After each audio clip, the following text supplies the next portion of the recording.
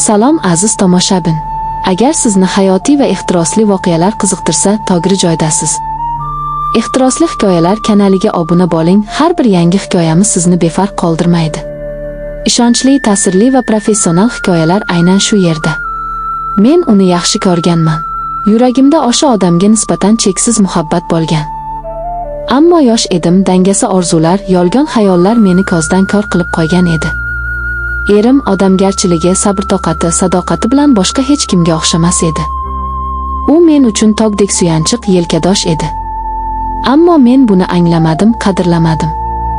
U har kuni erta tongda uyg'onib, men uxlab yotganimda ishdan qaytar, uyga non tuz bilan kirib kelar edi. Ammo men unga bir marta rahmat degan emasman. Hattoki uni xafa qilmaylik deb o'ylamaganmiz. Har safar qayergadir borishimni xohlasa, u bor kuchi bilan menga sharoit yaratardi. Faqat men xursand bo'lay deb yashardi. Men esa undan shunchaki zerikdim. Yuragimda gururmi, havomi bilmadim, lekin uni oddiy ko'rdim. Boshqalar chiroyli, boy, zamonaviy degan oylarga berildim. Ijtimoiy tarmoqlar, atrofimdagi maslahatgo'y dugonalarimning gaplariga uchib, u bilan ajrashdim. Ajrashgan kunim kechasi uni eslab yig'ladim. Ammo o'zim tanlagan yo'ldan qaytmadim. Bir necha oydan keyin boshqasi bilan turmush qurdim.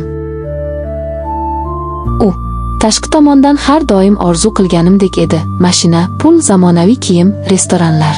Ammo ichida odam emasdi. Qo'pollik, befarqlik, xiyonat, urush, janjal, hayotim har kuni qiyinchilikka aylandi. Baxt deb yugurganim aslida halokatim edi. Endi tushundimki, o'sha sodda, kamtar, lekin halol, menga sadoqatli erim men uchun eng katta baxt ekan. Endi esa kech. U boshqasini topgan, baxtli. Men esa ichimdan chirib yashayapman.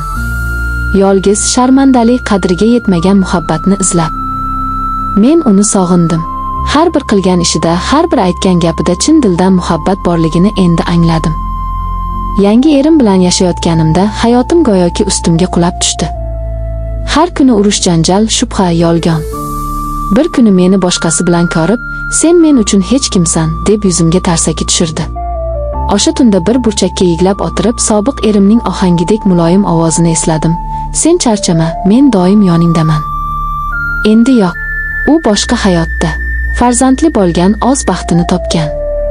Ijtimoiy tarmoqlarda baxtiyor rafiqasi bilan suratlar qo'ygan. Men esa tan olaman, hasad qilaman. Ammo hasaddan ham yomonroq tuyg'u bor, bu pushaymon. Inson ba'zida baxtni qo'lida ushlab turganini faqat kech bo'lganidan keyin anglar ekan. Yolg'iz qolganimda o'zim bilan gaplashaman. Har bir xatoyimni birma-bir eslayman. O'sha sodda, halol erimni men nima uchun qadrlamadim? Nega qadrini bilmadim? Endi kech. U meni kechirmaydi. O'zining oromini topgan, yuragida boshqa joy yo'q menga. Lekin men o'zgardim. Haqiqiy hayotdan dars oldim. Hayot menga qimmat saboq berdi. Endi men boshqalarga maslahat beruvchi ayolman. Ayollar bilan suhbatlar olib boraman, yosh qizlarga aldanma, qadrini bil.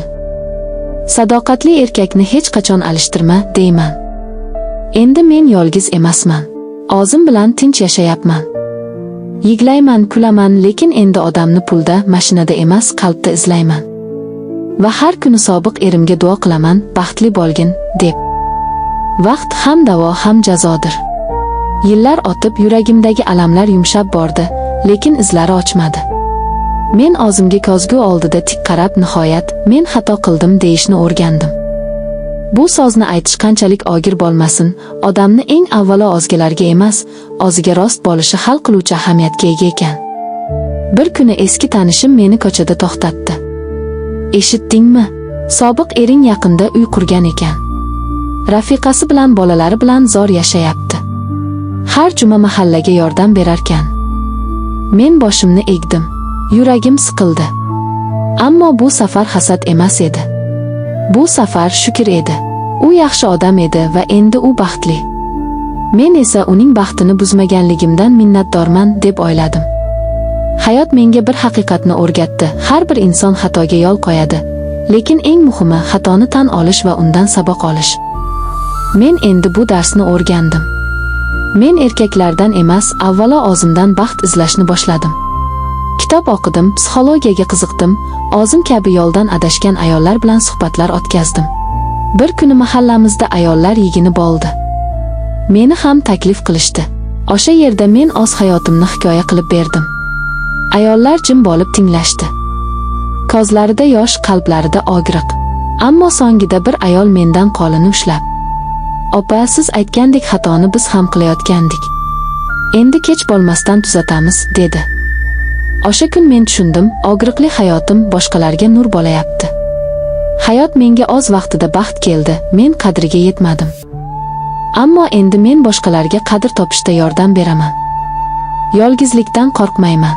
Chunki yuragim endi to'la nadomat bilan emas, saboq va sabr bilan. Va har tongda oynaga qarab kulib aytaman: "Sen kechirilding. Sen endi yangidan boshlayapsan."